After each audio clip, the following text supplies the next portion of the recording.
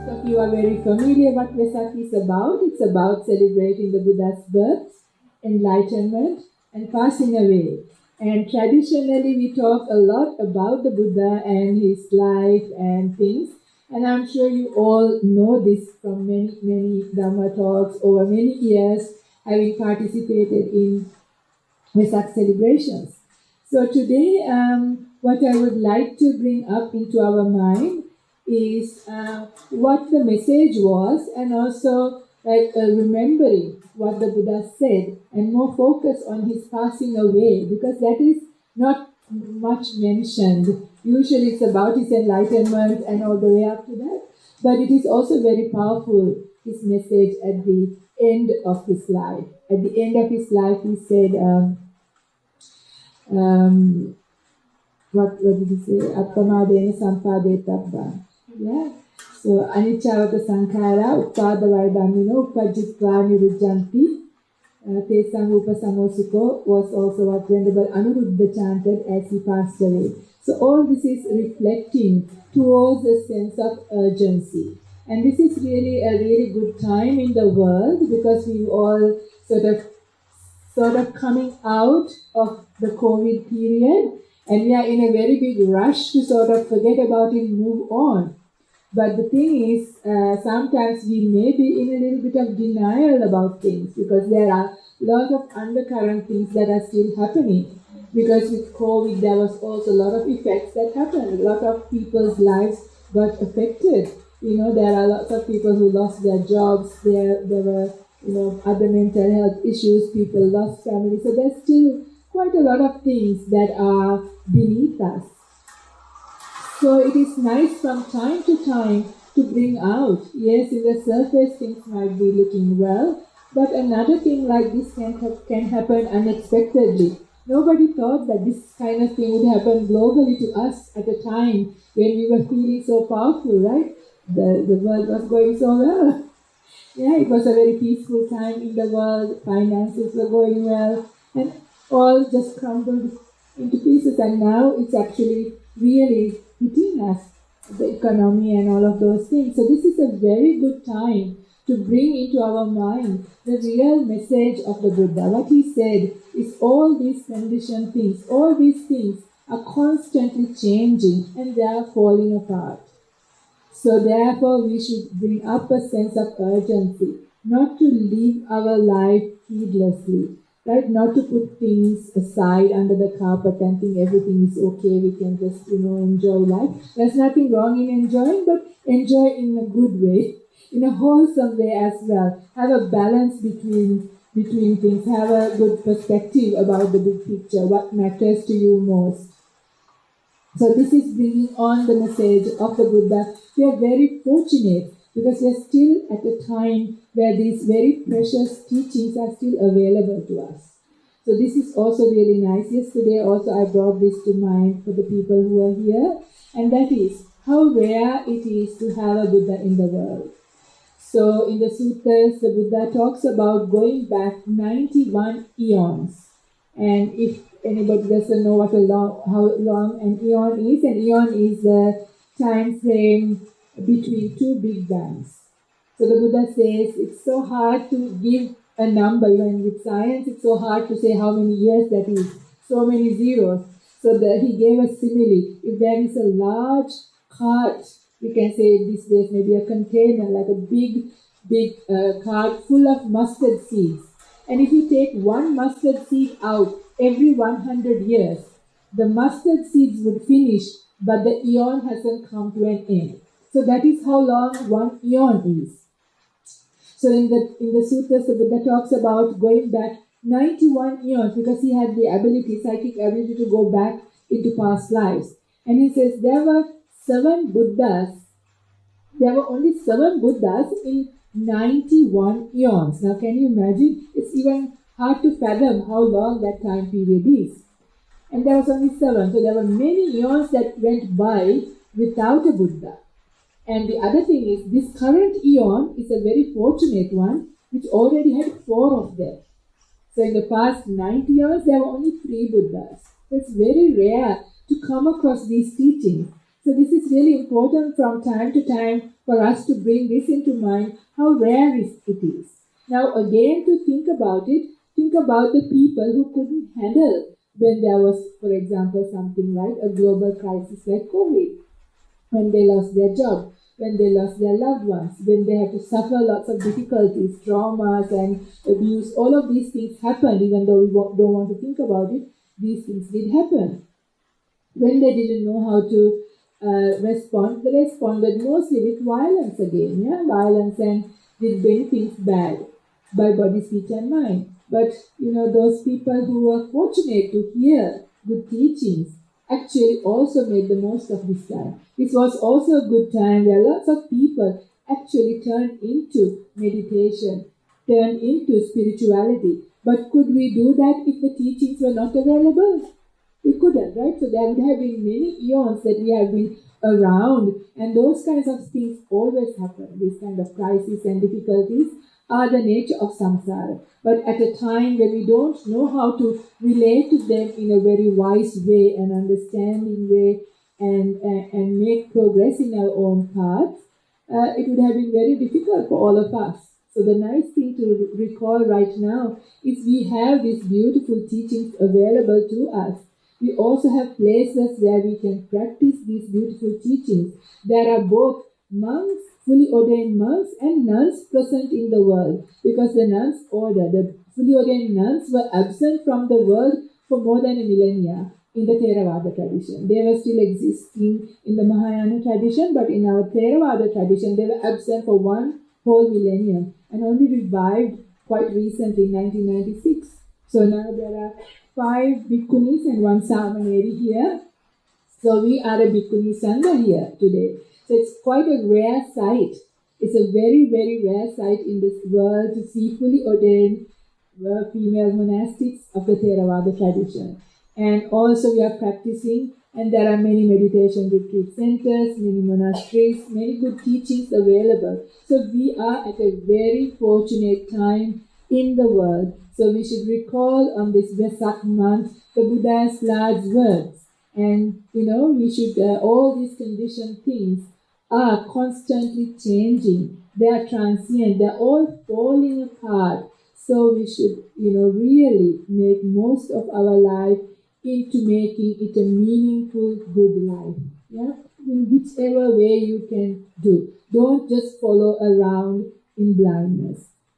Not just running after just only the sensual world, but also there's so much joy to be had in when you follow along. Like just think about joys of getting versus joys of giving. Just the simple thing about dana just gives you an idea how much joy that brings when you do something. Like all of you here today, you really are giving, like coming here, risking your life pretty much on the highway to drive on this bad weather to support us. Yeah, we really appreciate you all coming here today to be here and celebrate, because without you, we couldn't have a Vesak celebration. So it's really nice that you're all here to do something together. So, doing that just generosity of your heart to be here, you can see how much joy that is. Yesterday, it was raining much more than this. And we were setting up these tents in the rain. We had lots of joy doing that. Yeah, so you can feel much more than when we get. Yeah, when we give, when we sacrifice. It's a very beautiful source of joy. Make more of this. Help somebody. Give a smile. And be very generous with your compliments. Be very, very stingy with your complaints. This is a challenge because right now in the world, people are very, very generous with complaints. We have to reverse that around, yeah? So these are beautiful gifts we can give others. When we start doing that, it has a, contagious effect. These are beautiful ways that we can practice. Because I was thinking about the Buddha, and one of the qualities that comes to my mind with the qualities of the Buddha is he was a Samma Sambuddha. So what does it mean to be a Samma Sambuddha? Is somebody who understood, like he found the solution for this problem of this continuous samsaric existence, but he also was somebody who was able to teach. Because there are sometimes Pacheka Buddhas those Buddhas are not able to teach. But this was a Samma Sambuddha. So that is why we have the teaching available to us. So when I think about the Buddha's quality of Samma Sambuddha, a lot of gratitude comes up in my heart. Doesn't it come up in your heart? Isn't that amazing? That these teachings that we have, whatever we can apply to our life, to make our life peaceful, our life joyful, and experience some degree of happiness. That's wonderful, isn't it? So then I was thinking, how can we pay our gratitude to the Buddha? Right? It is so, when we have this joy coming up, when we have the gratitude, we want to do something for our teacher. And the best way that we can pay our gratitude to the Buddha is by following his teachings, by doing, what he asked us to do. And at the very least, keeping the 5 precepts as the lay people, it's actually a very beautiful thing to do. Living a very harmless life, giving a lot of peace, a lot of kindness to all your fellow human beings. These are beautiful ways to live a life, and already you are showing your gratitude. And then from time to time, if you can meditate, then you are also doing your help and support and acts of gratitude to the Buddha. And this is the best way that so on this Vesak day or Vesak celebration, I encourage you to bring up a lot of gratitude to the Buddha and also remember his last words, and that is, all things are transient, they are changing, they are constantly falling apart. Time is very limited. Life is uncertain, but death is certain. So that's why it's so important. If you want to be successful human beings, then that is preparing ourselves for a successful passing away, right? Because the best being passing away as a fully enlightened being, or anything falling short, it's a success. So whatever you can do, if you make a goal of that, then you would have lived a very successful life. So, and also we would have done our gratitude for the Buddha.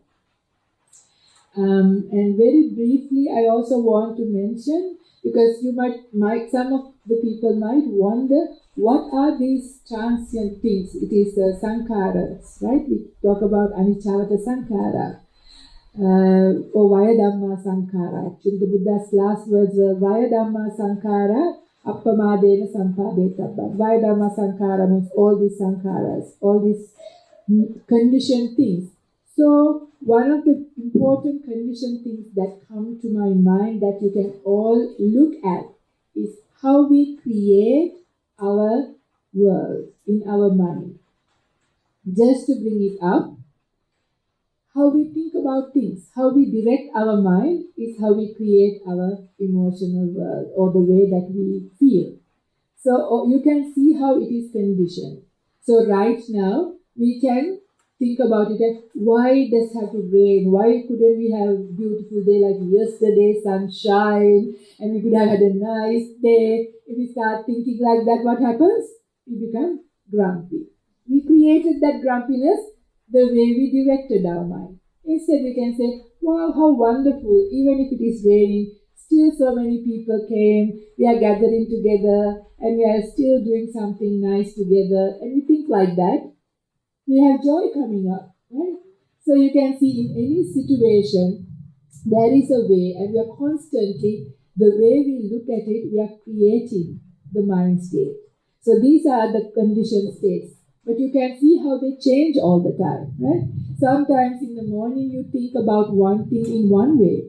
By lunchtime, your mind has changed. By evening, again it's changed, right?